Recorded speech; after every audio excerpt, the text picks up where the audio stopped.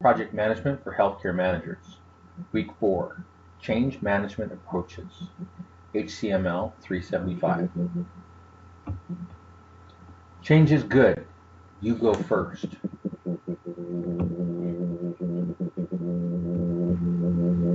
What is change? In this context, we are looking at change as being individual change. The change that affects people, and the change in the difference of the status quo in what is normal or current. Change is constant. Change is something that happens over time, and it seems we are always changing the status quo. What is interesting is that we may view changes as being an individual experience. Changes can affect some people and they'll have issues with it. And then we'll review those issues that are common. Then that there's other changes that people just seem to carry right on through. The change may have a major change on their status quo, but they seem to flow from one state to another. Our frame of reference is important. The way people deal with change is different. How you deal with change is completely individualistic response from your perspective. It isn't wrong, it's just different. Part of the way we deal with change is within a group. How we assimilate change and how we deal with change affects those around us and affects other members on our team. This is really impacted by our perceived needs. If we see a reduction of needs, or something where we feel like we're missing out, that's really the basis of conflict, so that change becomes a conflicting part of our reality. And this is where we see a lot of resistance. Change management is the process that proactively plans for change acceptance. This is done with the successful implementation of a quality solution.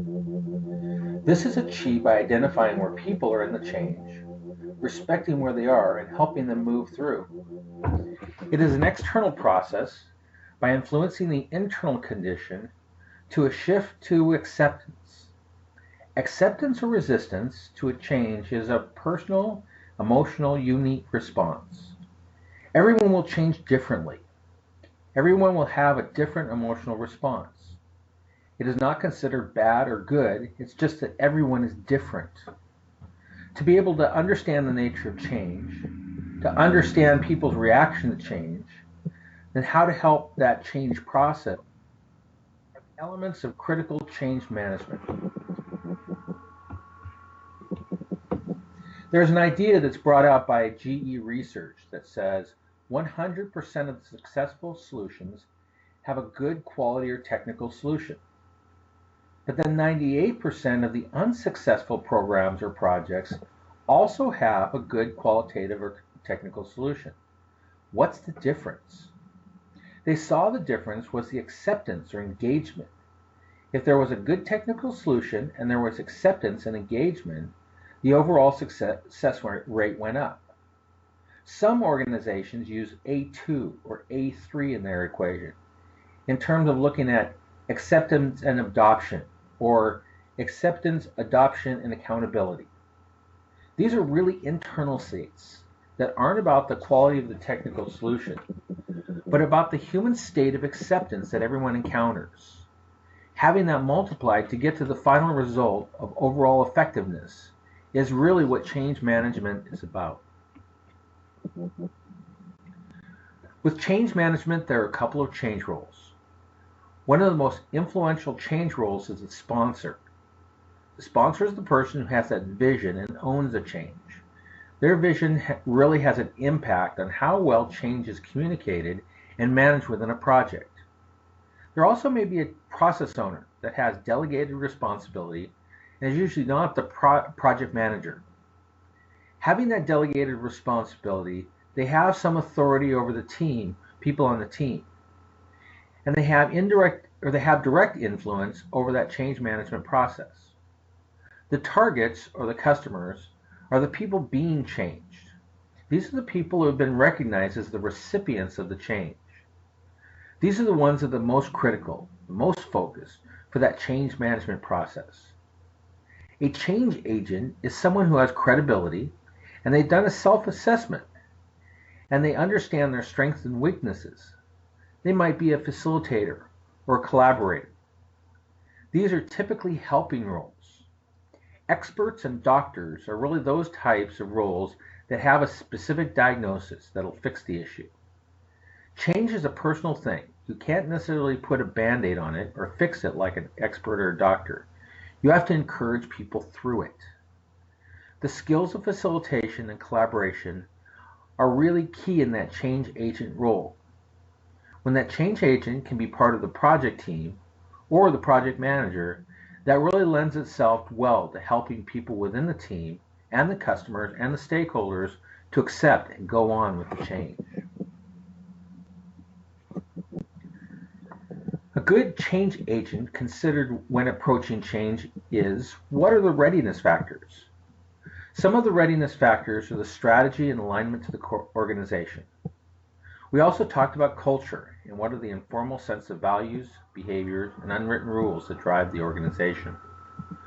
Metrics or success criteria ask the question, how will this success be measured? Or how can you tell if you've done the right thing? Or is this a big change or a small change? Or how big is the scope? When we start talking about project management planning next week, we'll talk about scope.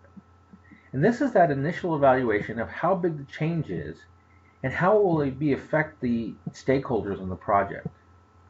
The business case is about the value proposition, or what are the defined outcomes and results, and how does this align with strategy, and what is the impact and importance within the organization of the business case. Management readiness has to do with the questions, do we have the right resources, or do we have the right budget, or are we scrambling for money? Or is this going to have a return on investment and reward the company in the way the management expects it will? Having good approval and authority, or approval management readiness to approve the right things, to make decisions based on the right outcomes. And authority is that positional power that keeps motivation within the ranking staff. Sustainability and sponsor engagement is a function of the leader who owns the change and is responsible for the project. Do they have the ability to engage well within the group? Do they see the sustainability? In the projects that are coming up, are they able to operationalize it and keep the results going as they need to?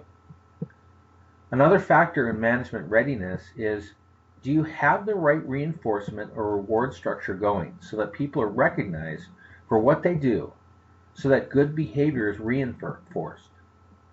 Communication is a big, and we'll be talking about that at length in the next section.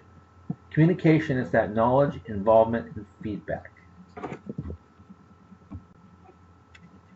Then what about the individuals? How ready are they?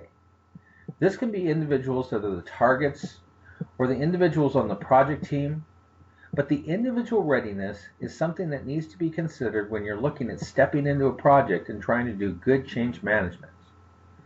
We talked before about organizational stress factor, or what's going on in the organization that's causing stress. Is there a merger?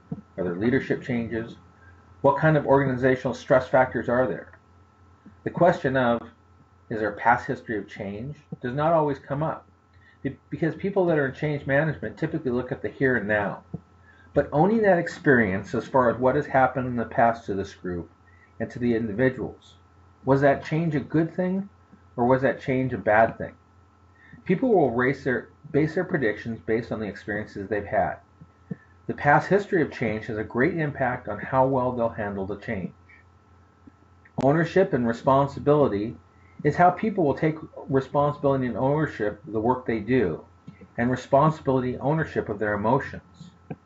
If they look at blaming the world or looking for a scapegoat, it really detracts from the amount of readiness somebody has to have to be emotionally intelligent. But if they're willing to take ownership and responsibility for their own actions and emotions, that really allows them to be ready for change. And then, what is going on with the team? Are they collaborative? Are they competitive? Is this team work going on? That individual readiness really has an impact on the future of change management. How much empowerment is given by the leadership? Is the right amount of motivation and purpose given to individuals. Resiliency is the amount of flexibility a person has. In the times of a bad event, resiliency will determine how well they recover from something bad that's happened. We've talked about the cultural aspect of change, the values, behaviors, and unwritten rules, and that culture has a big impact on change. What other people see as the collective behaviors and the collective values create the unwritten rules on how change is managed. Keep in mind that the user's perspective of leaders has an impact on change management. If the change is not communicated well, people will not know about it, and it will affect the culture. If not modeled, they won't be aligned to the culture. And if not rewarded, then there's the big question of what's in it for me? One of the things to think about is effective changes in the past. How has change been managed by the organization? And then how many other changes are occurring at the same time? How much of an impact this change is to other changes? And is this the big change, or is this just small changes? This chart really identifies the level of complexity and the challenge of change. So as we move across from left to right, we start off with lower complexity, those simple changes, these low-level changes. And then we can see the functions that occur are small challenges with small amount of work. As we move to greater complexity, which would occur in bigger organizations, the changes are more challenging. Then you start to see things increasing in organizational scope, increasing innovation and uncertainty, increasing resistance and increasing cultural challenge, decreasing competency in managing change, and increasing requirements for attention and resources. So as a change becomes more complex and challenging, we start to see more work needed in change management to maintain continuity within the organization. This curve represents a life cycle of change that was first proposed by Kubler and Ross in the grief cycle. When there has been a change in the status quo the first time that happens, there is denial, or it becomes more of a resistance to the idea this isn't going to happen to me. If the person can get past that denial and start to address what may happen, they will start to get into the emotional stage, where they're dealing with severe emotions like depression, anger, or fear. Once they've dealt with their emotion and moved past that, they begin to get more productive and start to move out back into a state that they were once in the status quo, where they have that internal acceptance and start to imagine the possibilities, and then start to get to action, possibly even growth and achievement. This is a curve that is characteristic of change management where there is dip in productivity or performance. We see certain characteristics that happen prior to the dip, which have to do with knowledge, and then to do with dealing with emotions. And afterwards, that acceptance that allows people to get back to their level of productivity they had before.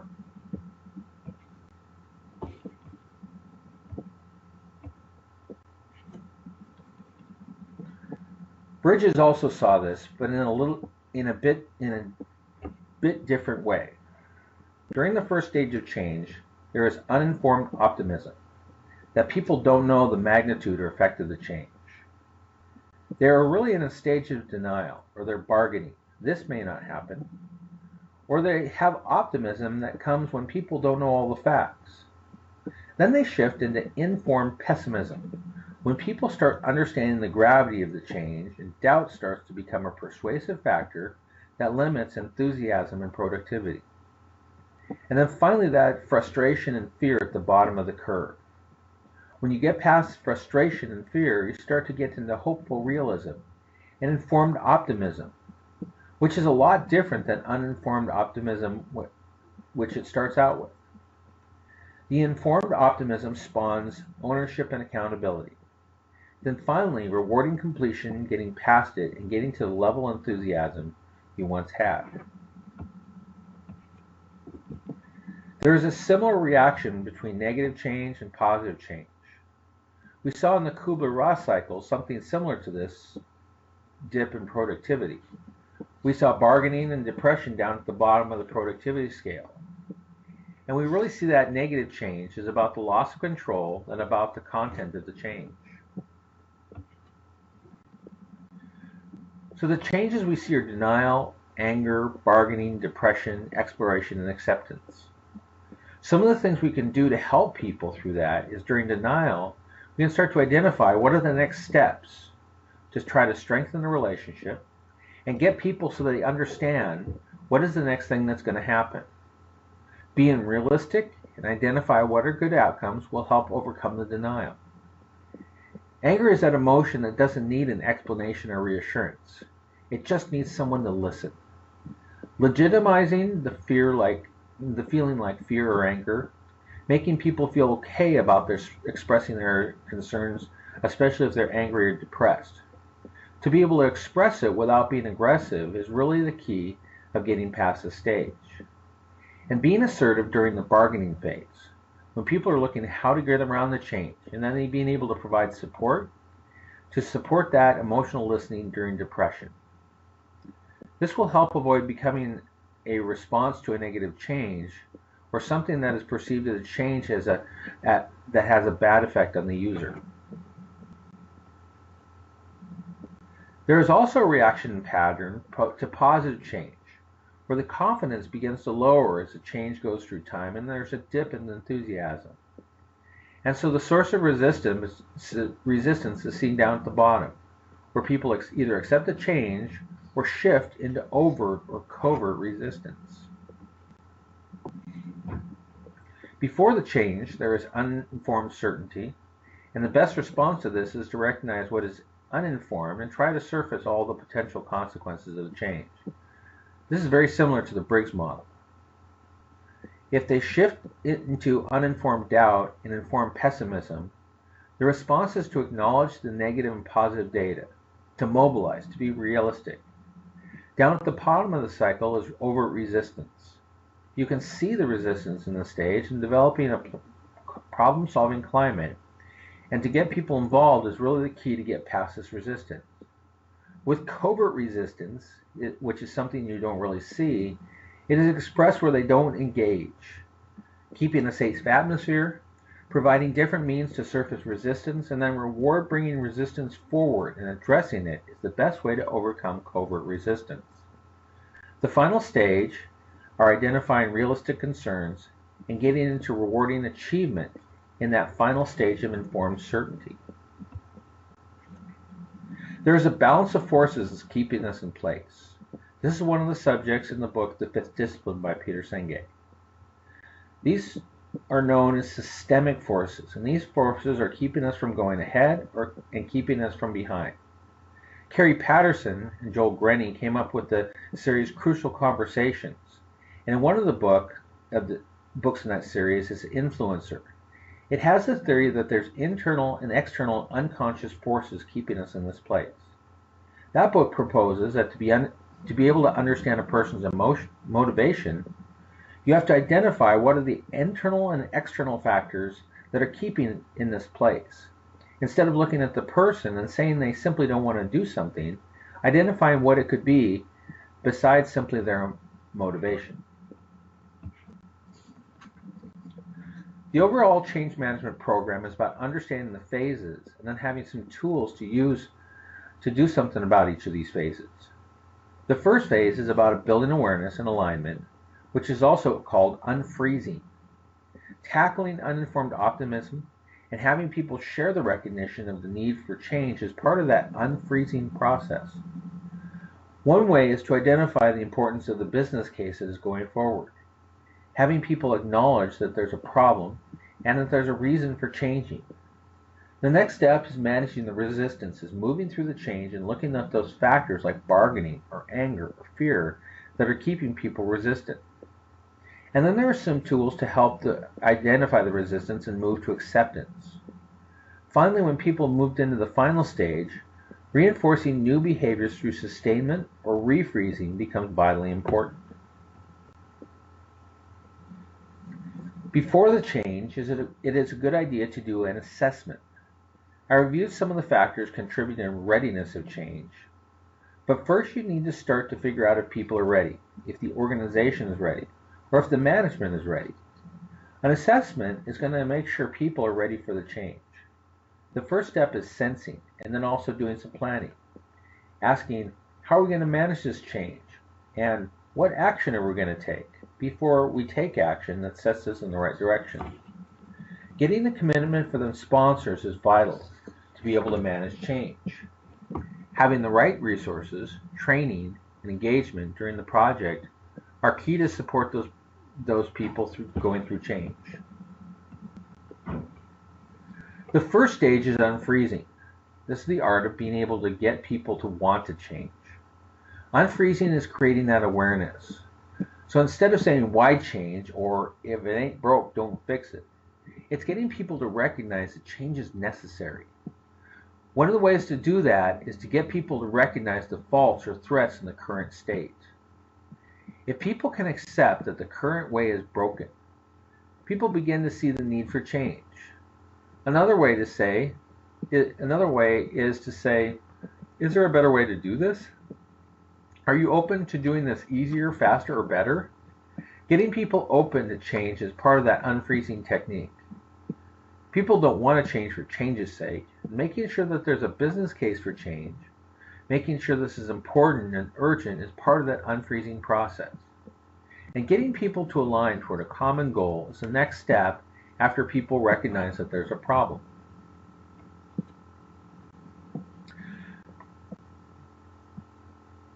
Building a business case for change is really part of the project manager or sponsor's role to be able to help with change management.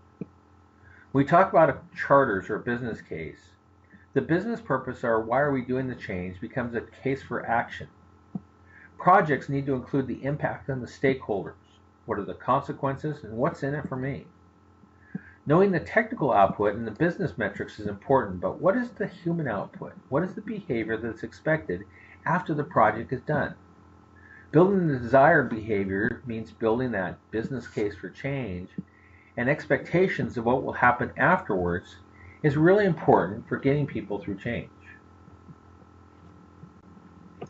The threat opportunity matrix is a tool to be able to identify and get people to see what are some of the issues at their current position.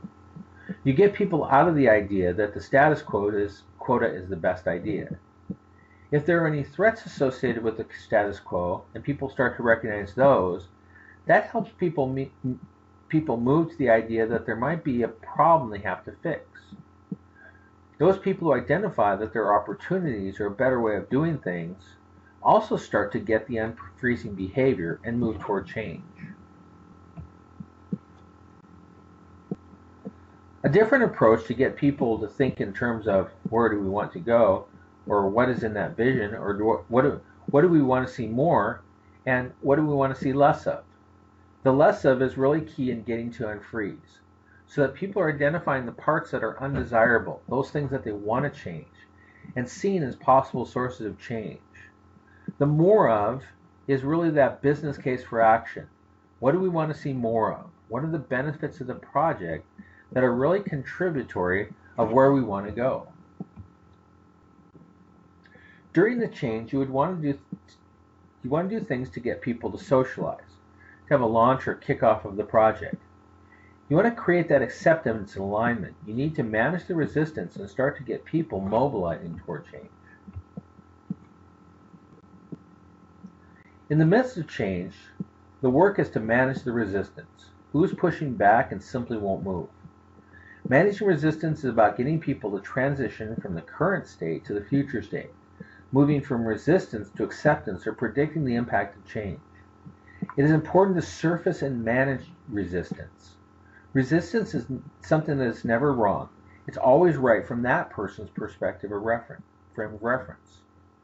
The problem comes when you don't see the resistance, so the resistance becomes hidden, and you start to lose control of your ability to manage the resistance. You want to be able to surface and manage the resistance and move past it to get to where you can identify rewards for positive behavior and identifying consequences for not achieving your goals or for negative behavior. One of the ways of getting people involved and accepting is to look at team dynamics in the GRIPPY model. Assessing the team effectiveness in terms of goals and roles is a skill of a good team leader. This is a way of managing resistance proactively, especially with charters, to get people to see what the purpose or the goal of the project and what the responsibility and activity within a project. Understanding interpersonal dynamics is important in change management, and skills like decision making, conflict management, measurements, and milestones really contribute to that cornerstone of goals and roles, those individual types of functions that make sense, that make teams effective. Understanding and encouraging an environment where interpersonal connections are valued and people are recognized, valued, or engaged. One of the tools to be able to use during resistance is a stakeholder analysis tool. The stakeholder analysis tool is one of the templates in the class project. A stakeholder registry is a list of people or groups that are impacted by a project. Stakeholders like leaders, customers, and even the project team. The list is used in the stakeholder analysis to rate whether they're strongly against, strongly supportive, or do they lie somewhere in between. Being able to identify where they are and then where you want them to be is a good start to identifying resistance.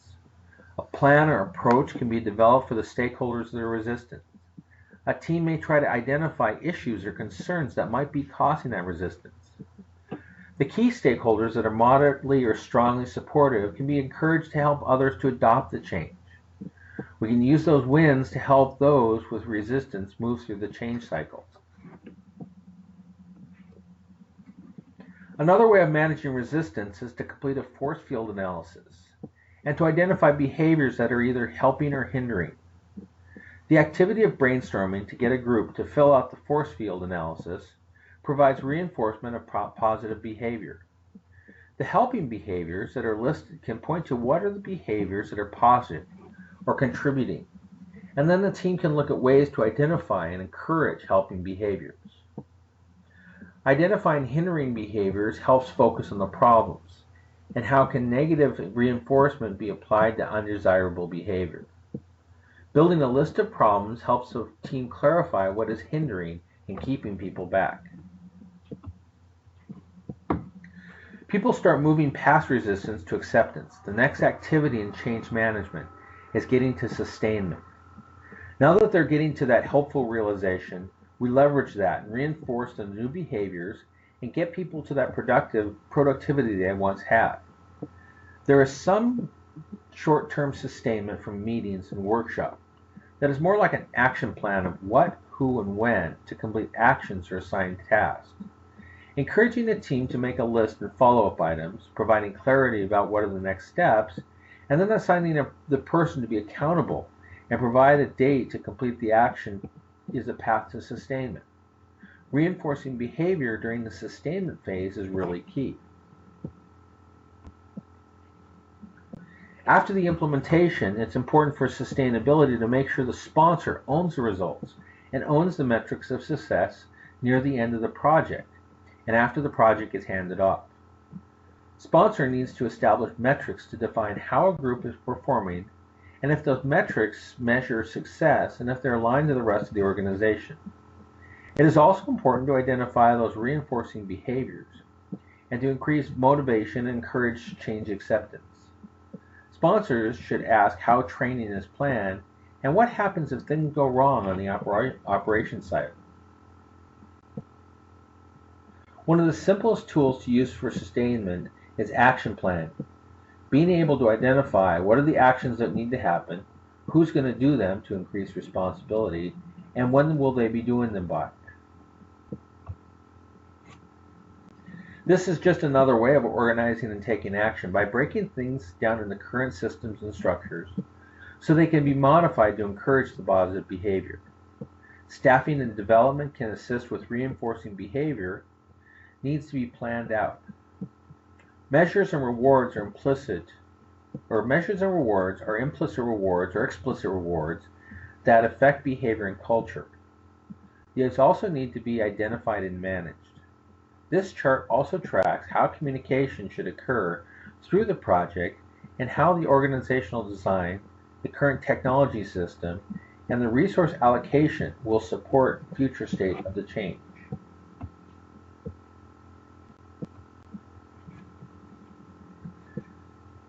The effectiveness of change management has to do with how well you know yourself and your level of skill. How much credibility do you have with the team? Do you have the ability to identify and assess your own ability to manage change? How many facilitation skills do you have? Do you have the ability to problem solve and work with people to collaborate on getting things done? Do you have the ability to manage resistance well and managing and helping other people get through those changes? To do this effectively, you need to have to measure success.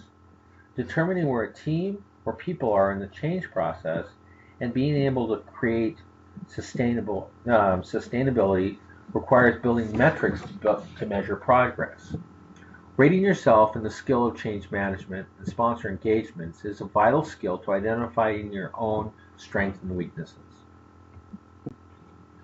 For change management, we've talked about what is change, what are the dynamics of change, and reviewed a couple of models of change. Then we looked at change management process and tools, the intentional process of getting people to change, and some activities to encourage acceptance.